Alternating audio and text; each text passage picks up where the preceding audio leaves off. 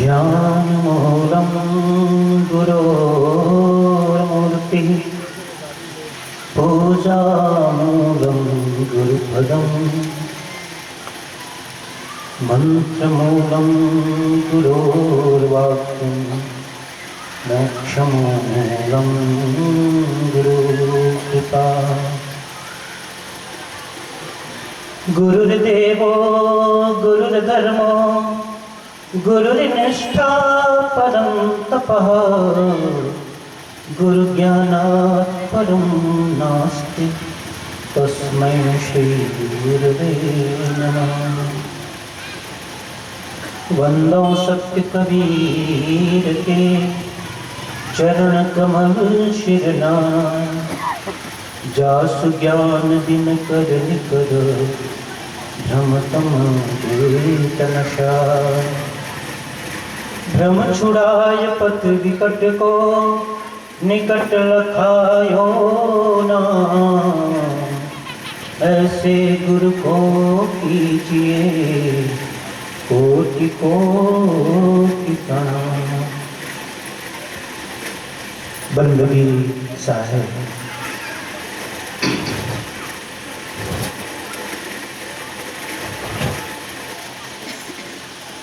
मंच पर विराजमान परम शिक्षे परम ब्रह्मणी मुझ मंगल संत समाज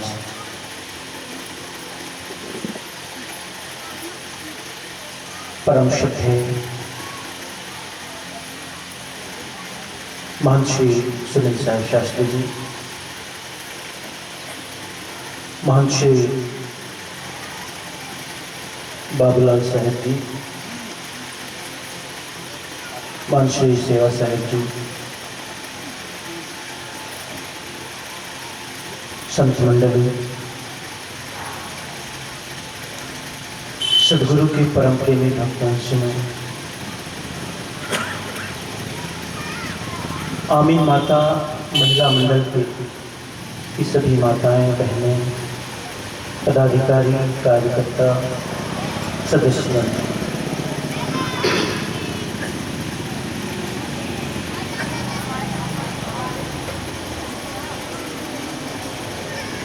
मेरे जीवन का महानतम अवसर है कि किसी आयोजन पक्ष में मुझे गुरु धनी धर्मदास साहब के बारे में कहने के लिए आमंत्रित किया है।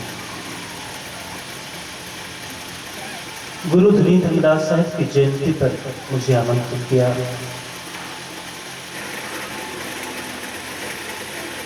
ये पहला अवसर है। मैं हमेशा सदगुरु की वाणी का आश्रय लेकर के बोलता हूँ। आज और आज से 2 दिन मैं सिर्फ धर्मदास साहब पर बोलूँगा, क्योंकि धर्मदास साहब पर चिंतन करने का अवसर माताओं ने बहनों ने दिया है। बहुत बहुत धन्यवाद आप सभी को।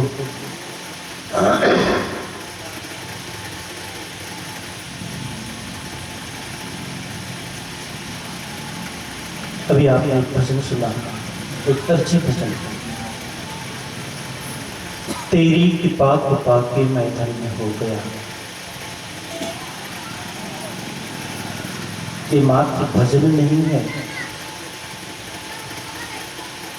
ये गुरु धनी धर्मदास साहब की व्यथा कथा है कि सदगुरु को प्राप्त करके धनी धर्मदास साहब कैसे धन्य हो गए। सदगुरु से मिलन के पूर्व उनका जीवन कैसा था और वे क्या हो गए।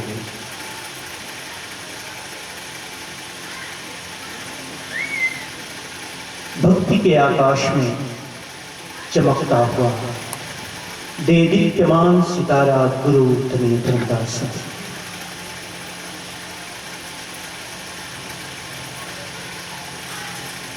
एक साकार से निराकार की यात्रा, एक जुड़ावन साहू से धर्मदास साहब तक की यात्रा।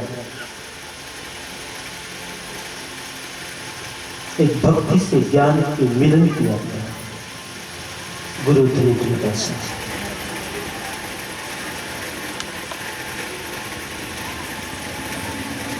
मैं ये कहूं और सदगुरु मुझे माफ करें, शायद अतिशयोक्ति न हो कि गुरु धनी धनदास साहब न होते तो साहित्य में प्रचारित शायद नहीं हुई होती।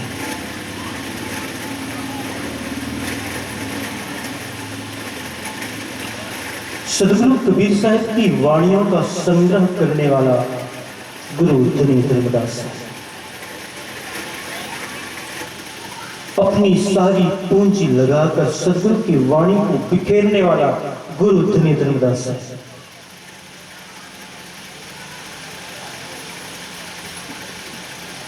ये कबीर पंथ का सौभाग्य गौरव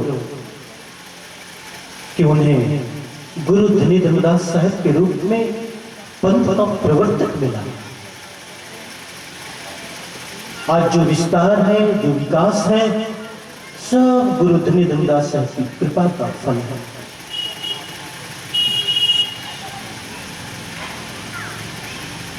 भक्ति यदि कभी साकार रूप लेना चाहे, कभी भक्ति को तुम साकार रूप में देखो, आकार के रूप में देखो, तो कहां जाओगे, कहां मिलेगा उसका रूप? धर्मदास साहब को देखना।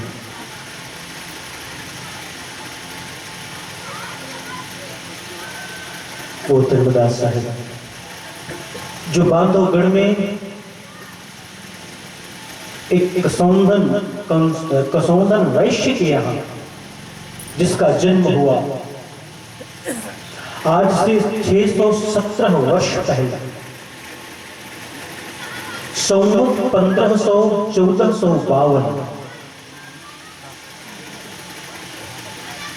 संवत 1452 में जिनका जन्म हुआ, पिता का नाम मदमहेश, मां का नाम लक्ष्मणावती।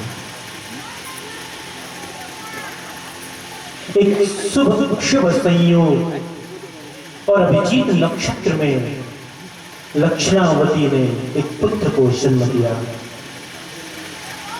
जिसका नाम जुड़ावन साहू रखा गया।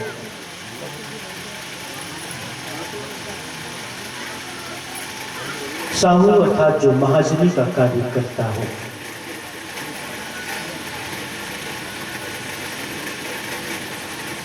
(1452) प्रारंभ से परिवार वैष्णव भक्ति में लवलीन और ये संस्कार गुरु धनी धनदास साहब को भी मिला। 1500 संवत 48 वर्ष की उम्र में पिता ने, मां ने चिंतन कर विचार करके सुलक्षणा आमीन माता से उसका ब्याह किया। 48 वर्ष की उम्र में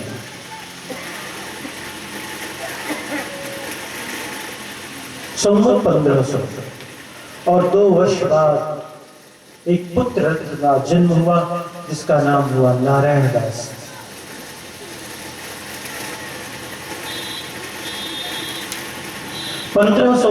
संवत 1519 सदगुरु कबीर साहब से प्रथम मुलाकात मथुरा।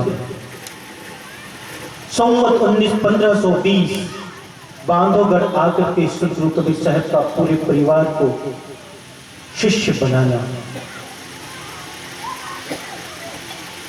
1538 संवत 1538 वंश 42 के प्रथम आचार्य पंचजू मुक्तामणि नाम से चूड़ामणि नाम साहब का प्रादुर्भाव और संवत 1569 गुरु धनी धनदास साहब का इहलोक को त्याग कर छोड़कर सतलोक गमन, एक संक्षिप्त जीवनी गुरु धनी धनदास साहब। लेकिन मैं इसे इस रूप में देखता हूं,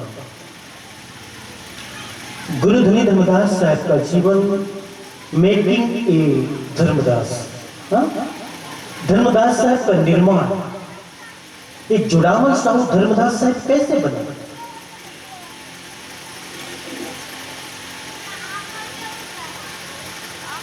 मैं धर्माधिकारी हूं। लोग कहते हैं साहब आप धर्माधिकारी। मैं कहता मैं अकेले धर्माधिकारी नहीं हूं, तुम सब धर्माधिकारी।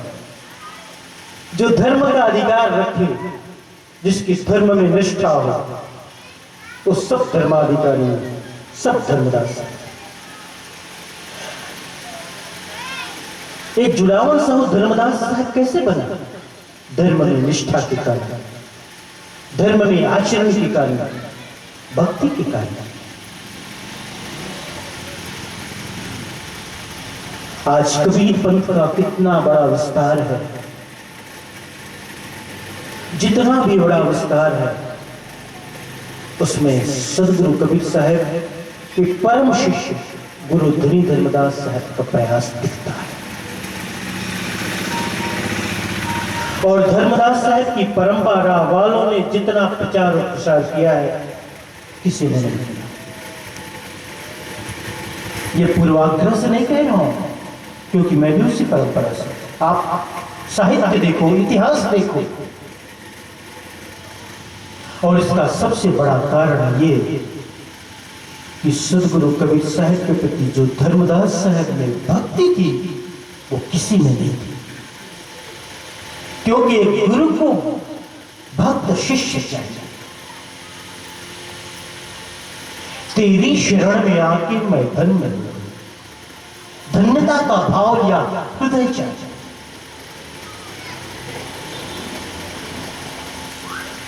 सदगुरु कबीर साहब के और भी बहुत से शिष्य, श्रुति गोपाल साहेब, जागू साहेब, भगवान गोस्वामी, तत्वा जीवा, कमाल कमाली, लेकिन किसी भी सदगुरु कबीर साहब के किसी भी चित्र में किसी और की तस्वीर नहीं मिलती।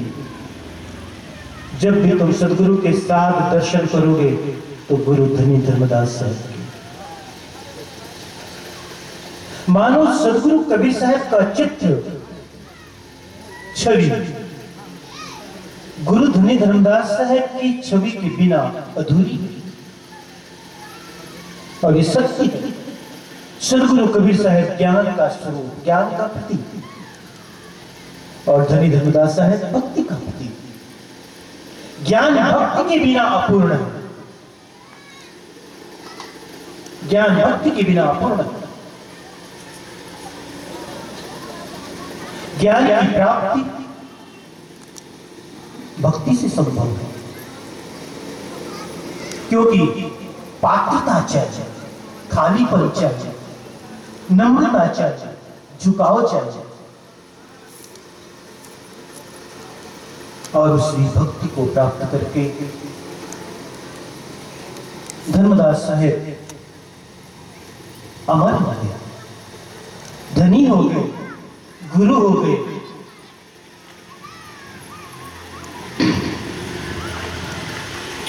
ये देखो मेरे सामने बैठी है, आपका परम सौभाग्य है। ये मेरी बड़ी दीदी आई है, मनोरमा। मैंने बड़ी दीदी क्यों बोला? सभी मेरी दीदी हैं, सभी बहनें। जब मैं आश्रम में गया तो इनके भी अनुज रहते थे, छोटे भाई, और इन्होंने बहुत श्रम किया, परिश्रम किया, प्रेरणा दी, उन्हें पढ़ाऊं, उन्हें विद्वान बनाऊं। इनके प्रयास में कोई कमी न थी, लेकिन हम तब से इन्हें दीदी रूप में ही जानते हैं। और आज भी ये राजस्थान की मीरा तुम्हारे घर आई है, कोहका में आई है। मैं देखते ही गदगद हो गया, प्रसन्न हो गया, अरे ये कहां से कहां चली है। और ये आई थी, मालूम है, इन्होंने मुझे बताया, अभी 2 अरब की लागत से जो हॉस्पिटल नया रायपुर में बन रहा है, बन चुका है। कल उसका उद्घाटन हुआ। महामहिम राज्यपाल जी, माननीय मुख्यमंत्री जी वहाँ आए थे, आप भी वहाँ पधारी थी इसी कार्यक्रम में। बहुत प्रशंसा है, बहुत अच्छा भजन गाती है। मैंने कहा है बिना भजन गाए और बिना भोजन के जाओगे। पहले तो भोजन करोगे, भोजन करने के बाद भजन सुनाओगे, तब जाओगे। श्री हनुमत जी हैं, उपवास है, देखो ये उपवास रखी है। हनुमत जी हैं हमारे, श्री हनुमत जी रायपुर वाले उनके साथ आई हैं, और ये सुनकर कि मेरा यहाँ कार्यक्रम है, मैं तो धन्यवाद करता हूँ, आभार कि बहुत दिनों से तुम्हारे दर्शन नहीं हुए थे। मुझे भी अच्छा किया तुमने दर्शन दिया, मुझे आपके भी दर्शन हो गए, मुलाकात हो गई। वो धरती है मीरा की राजस्थान, और मीरा भी भक्ति की साकार हो रही। अभी कोहका की चर्चा भी हो रही थी, साहब ने चिंतन करना शुरू कर दिया था, उससे पहले मेरे भी मन में एक बात आई थी, कोहका। वस्तुतः ये बड़े अर्थवान है, जो कोहका को जान ले तो पूरा जीवन समझ में आ जाए, मैं ऐसा मानता। कोहका शब्द है संस्कृत से बना हुआ है, संस्कृत में एक शब्द है कह, अहम, और उसी का स्त्रीलिंग में रूप बनता है का की का, काम की का। पुल्लिंग में रूप बनता है कह को की, कम को का। कह को हम, कोहका का मतलब को, मैं को, का तुम को। एक पुल्लिंग वाचक है, एक स्त्रीलिंग वाचक। इसका अर्थ यह है कि जगत में न कोई स्त्री है न कोई पुरुष है, ये तो सिर्फ प्रकृति की व्यवस्था है, प्रकृति की व्यवस्था, सिर्फ शरीरगत भेद है, तत्वगत आत्मगत कोई भेद नहीं। दूसरा अर्थ और ये भी हो सकता है, को अहम का, मैं कौन और ये किसका है, ये जगत किसका है, ये धन दौलत ऐश्वर्य किसका, किसी का नहीं। इसलिए मैंने कहा ना, जो कोहका को जाने तो पूरा जीवन समझना चाहिए। कभी कभी कुछ बातें बड़ी अच्छी होती है। एक जगह प्रवचन में मैंने सुना, एक संत जी कह रहे थे, अरे सुबह सुबह मुर्गा भी बोलता है, बड़ी सुंदर बात बोलता है, तुमसे तो सोचते हो कुकड़ू को बोलता है। हाँ, वो निर्मला यादव यहाँ बैठी थी अभी, श्रीमती निर्मला यादव, उनको मैं सुनाने वाला था। कुकड़ू कू का अर्थ क्या होता है, कभी आपने विचार किया? वस्तुतः बिहार की जो भोजपुरी भाषा है उसमें जानते हो वो क्या कहता है, मुर्गा क्या कहता है, कुकड़ू को नहीं कहता है। केकड़ा कौन, केकड़ा कौन, कौन किसका हुआ, कोई किसी का नहीं, केकड़ा कौन।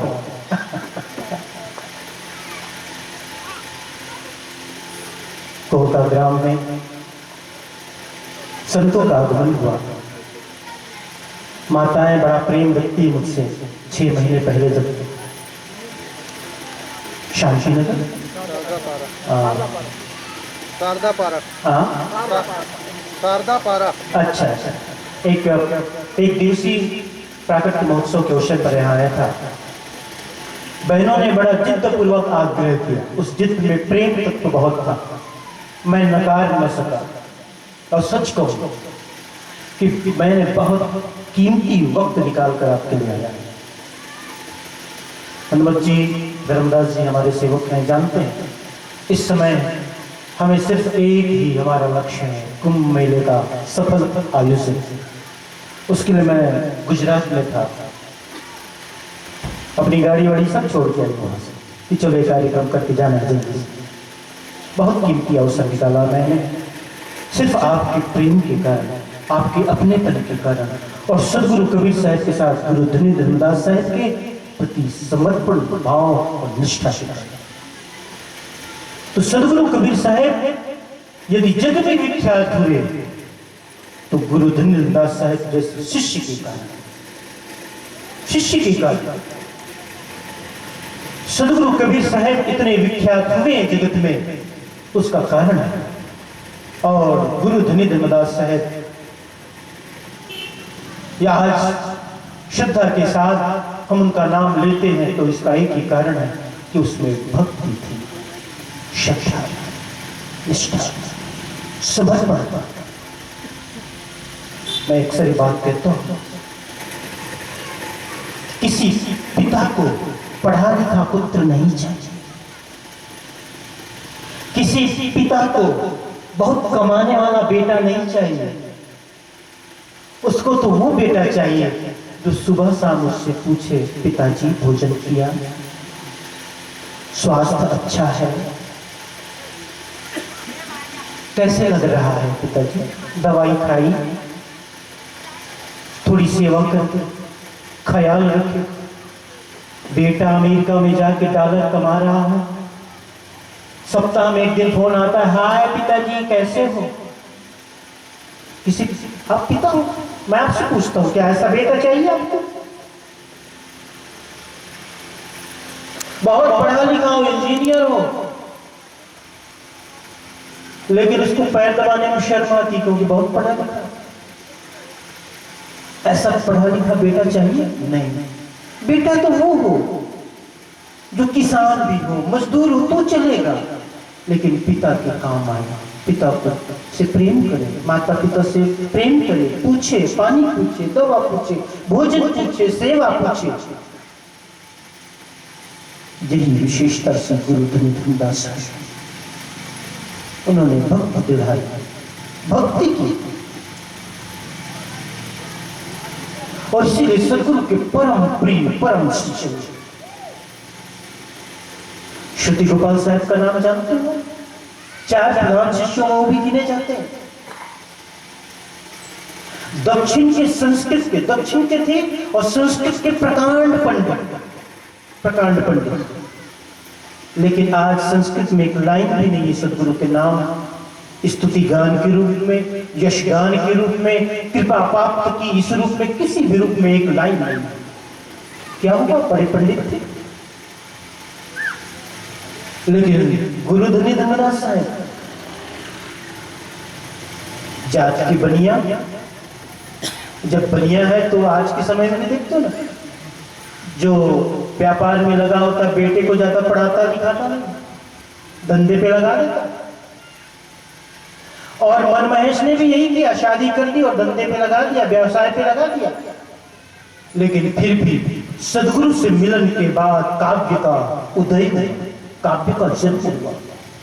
उस हृदय में जहां लेन देन व्यापार होता था, जहां सिर्फ धंधे की बात, जहां सिर्फ लाभ की बात, लाभ की बात कहां होती मां? जहां सिर्फ आप मस्तिष्क से सोचते हो। हृदय और मस्तिष्क में एक बड़ा भेद है। जब भी आदमी मस्तिष्क से सोचता है, विचारता है, लाभ को सोचता है, इसमें फायदा क्या है? धर्माधिकारी साहब आए हैं लहरतारा काशी से, प्रवचन सुनने जाना है। जो पैसा प्रेमी होगा, जो धन प्रेमी होगा, कहेगा इससे लाभ क्या होगा? लाभ क्या है इससे? क्योंकि ये सोचता है हमेशा लाभ। और गुरु धनीदास साहब भी जब तक व्यवसाय करते रहे, साहब से मिलन नहीं हुआ, तब तक वो भी लाभ का ही सोचते थे। तो ये यात्रा कई रूपों में देखता हूं मैं इस यात्रा को। ये मस्तिष्क से हृदय की यात्रा है, बुद्धि से हृदय की यात्रा है। और जब हृदय से काम लेने लगते हो तो कहते हो हृदय तो सिर्फ लुटाना जानता है, और हृदय से भक्ति होती है। इसलिए भक्ति को कहा ये स्त्री का मार्ग है, स्त्री का मार्ग। और इसलिए जिसने भक्ति को प्रधानता दी, जिन महापुरुषों ने, उसको यहां तक कहा गया एक स्त्रैण है। भगवान बुद्ध ने जब करुणा की बात कही तो कहा ये तो स्त्रैण है, स्त्रियों की बात करते, भक्ति की बात। लेकिन आपको एक बात ख्याल में रखना होगा, भक्ति की मार्ग में जाने वाले हर साधक को पहले स्त्री होना पड़ेगा। स्त्री होकर के भक्ति के मार्ग में जाया जा सकता। स्त्री का मतलब ममता, करुणा, प्रेम, अपनापन। और आज उसी मातृशक्ति ने मुझे आमंत्रित किया। बार बार इन्हें धन्यवाद देता हूं। तो धर्मदास साहब ने एक सफर किया, एक यात्रा की, बुद्धि से हृदय की यात्रा। और उस हृदय की यात्रा तक जब पहुंचने के बाद फिर तो उन्होंने देखा नहीं फिर क्या लाभ होगा। 56 करोड़ की संपत्ति उन्होंने साहब को समर्पित कर दी, देनदान दे दिया। और इसीलिए सदगुरु कबीर साहब के सबसे ज्यादा प्रेम श्रुति गोपाल साहब बहुत बड़े पढ़े लिखे, उसकी कथा आप सुनते हो, उसकी कथा आप जानते हो कि काशी के पंडित समाज ने उसे सर्वाजीत की उपाधि दे दी थी। तुम सबको जीत चुके, सर्वाजीत हो तुम। नाम था सर्वानंद। मां से ही उपाधि पर मुहर लगाना बाकी था। बड़े हर्ष के साथ, प्रसन्नता के साथ आया। मां तू भी मुहर लगा दे तो मुझे अपार प्रसन्नता होगी। सारी सभा ने मुझे सर्वाजीत की उपाधि दे दी। मां ने कहा नहीं बेटा, तू सबको जीत लिया है, ये मैं नहीं मानता। कहे क्यों?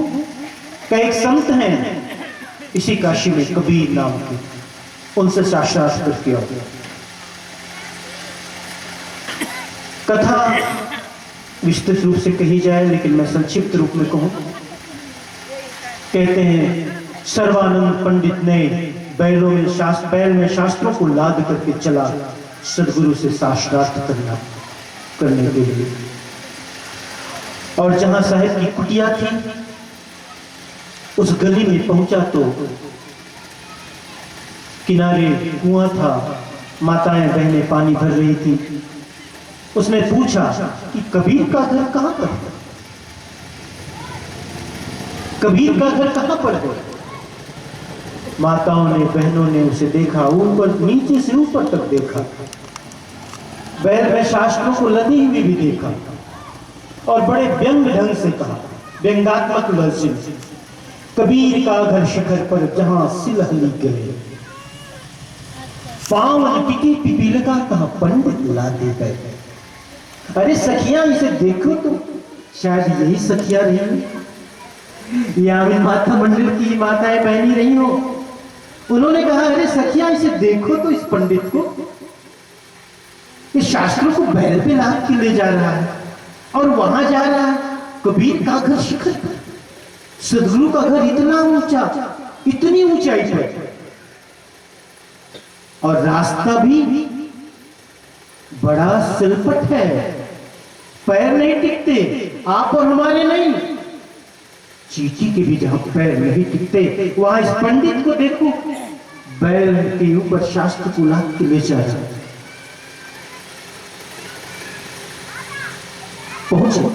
पहुंचने के बाद उसने सदगुरु का जो शिष्य था उससे अपना परिचय दिया कि मैं सर्वानंद पंडित हूं और कबीर से साक्षात करने आया, मेरा परिचय दे दो।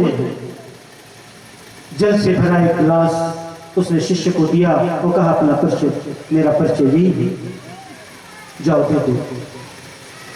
शिष्य अंदर गया। सदगुरु कबीर साहब उस समय कपड़े, जो कोई कपड़ा फटा था उसे सी रहे थे, हाथ में सुई थी, धागे थे, धागा था। उन्होंने जाकर साहब को दिया ये गिलास। साहब ने पूछा क्या है? कहा ये कोई पंडित आया है, वो भेजा है, मुझे नहीं मालूम इसका क्या मतलब।